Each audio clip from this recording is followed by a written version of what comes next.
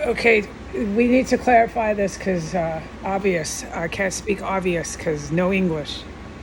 Okay, Petco that day. Talia's a lab cat. Big, big, big deal. And so is Gabriel. Okay. Much, much, much to say about that. But we crammed this in 14 minutes, 13 minutes. So we skip that. Talia and Gabriel are big, mucho deal lab cats. Okay. They link to military stuff and things in a very gigantic, big way. There's evidence to this, but we skip it. There's no doubt about it. The evidence is overwhelming. Okay. The day I went to Petco to have Thalia chipped is a term of speech for when you get a small microchip put in the cat for address and name in case cat get lost. Okay. That microchip messes up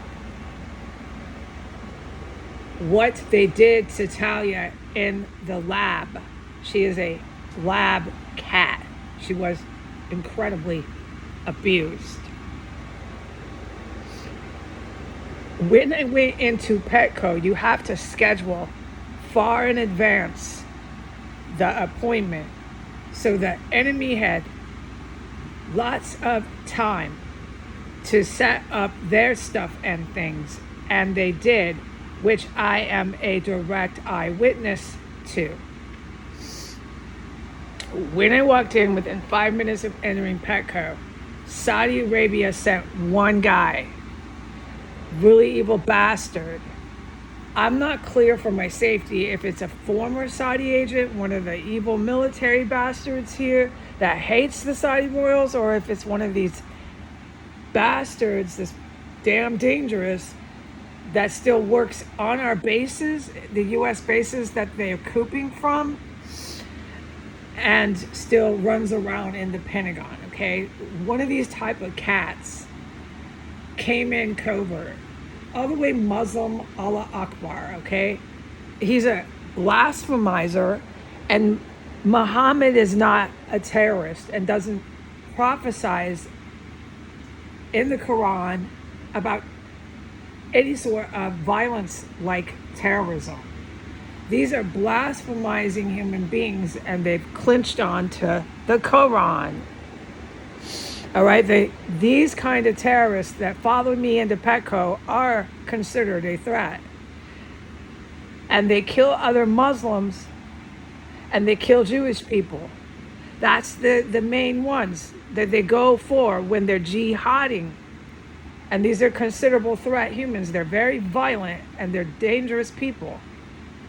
Okay, and then they go for everybody else after that, like the World Trade Centers. Their main crusade is to go after the infidels who they believe are Jewish and other freaking Muslims. It's called tyrants, it's called really evil people, and you don't get people very interested in being Muslim by terrifying them and blowing up their family members. The United States of America has been doing nothing but due diligently protecting Muslim terrorists like I've just described. And the man who did that, who started all of it, the very one man, was your lovely United States President, Bill Clinton. Because in our former Constitution, the Constitution has been rewritten. In our former and initial Constitution that George Washington and the Founding Fathers designed, they gave the president too much power. This is my terms of speech, but it's been proven true. And foreign enemies took advantage of that. And you ended up with Bill Clinton and everybody since then. Every single president since then will be hung for treason, terrorism, aiding and abetting, the highest capital crimes a person can commit.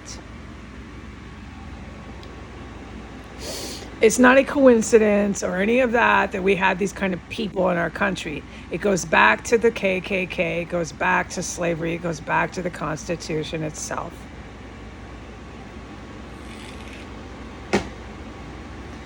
All right, we got to cram this in. So, one of these really capable, threatening, very dangerous Muslim terrorists came following in after me because I had one of their lab cats.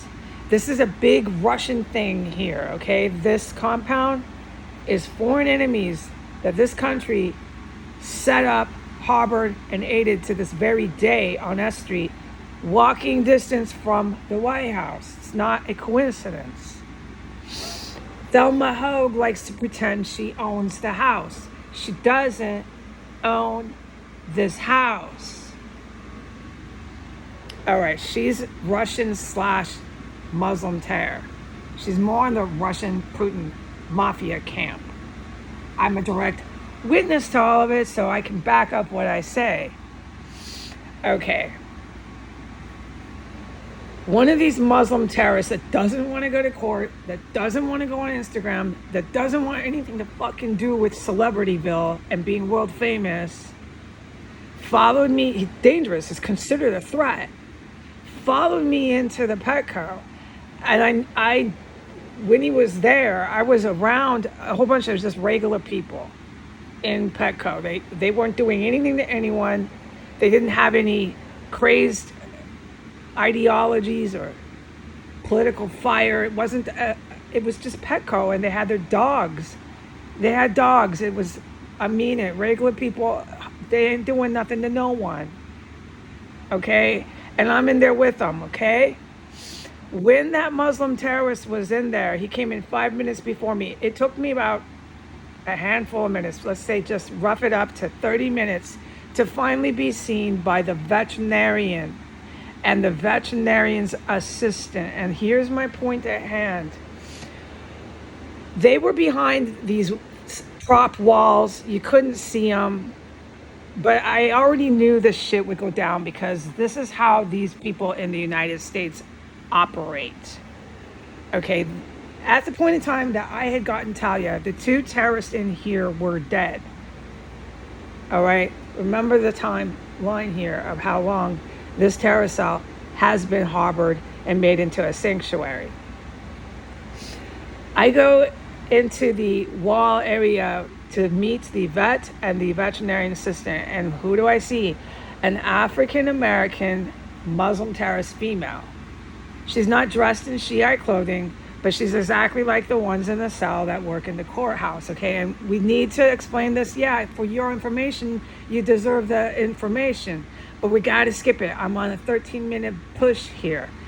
Without any doubt, that's what she was. She didn't try to hide it from me, etc., through statements, through everything. I knew what they were about. She knew what I was about, okay? And at that point in time, everybody's being normal. We're just in line waiting with our puppies and our cats to go get shots for our cats. And some people might want to get chipped. That's what the service is offering there, okay? So I go into the wall area. It's my turn now, okay? I go in. I bring Miggy. I bring Thalia. We go in. I witnessed there a Filipino, a Indonesian Filipino man who was pretending to be the vet. And I witnessed there his veterinary assistant, who is your world famous African-American Washington, D.C. lady. They're world famous here, these women here.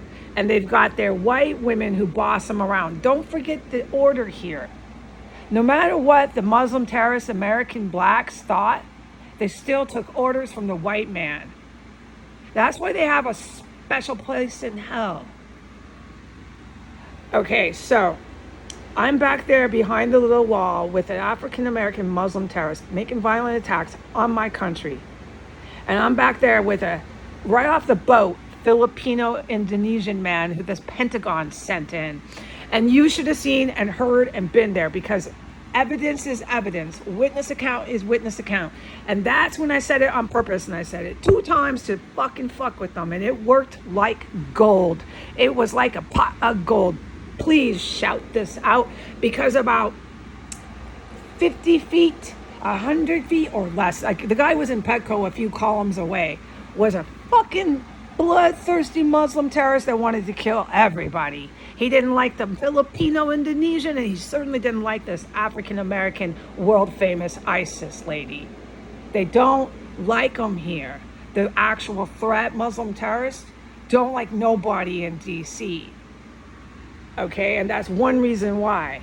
Anyway, so this man and woman were obvious. We'll talk about it, how god darn clear as day these people made it for everyone to see and hear what they're about, who they are, and what they're trying to do. They like a celebrity, and that's a big problem for that man. It was a real threat about 3 columns away. This Filipino man was just, oh God, I could spend a half an hour telling you about him. He was the vet. And then when he gave Thalia the microchip, I knew it messes up her laboratory experiment. I know this. I'm in here, blah, blah, blah. We don't need to state the case right now. We know I've won the case. Okay, covering same material, we can't do. I'm at minute 11. So that's when I started to shout, praise Jesus! Because I looked to the public who was standing outside the wall waiting for their dog to get its annual shots. I looked like a goofy person. This lady, she's really nice. She's tattoos. She's praising Jesus because her cat got her shots. I said I rescued her, blah, blah, blah. And I did it again. I said, praise Jesus. And I did it for that Muslim bloodthirsty bastard to hear it, because they all knew at that point in time, especially the doctor who had just given her the shots, that this laboratory experiment they did to her it's like 5 times harder for that shit to work.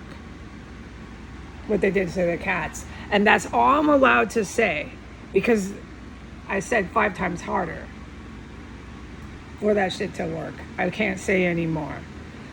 But that's why I shouted out, praise Jesus, praise Jesus. And I do love Jesus. And then also the ones that can comprehend it is that bloodthirsty bastard Muslim terrorist a few columns down the way trying to not be noticed. If there's one thing they're pissed about, is that me and Jesus are in here. And why is that? To this day, I'm still reporting their chemical weapons. And who are they pissed at? The ones that can't seem to understand to stop using them. Adios.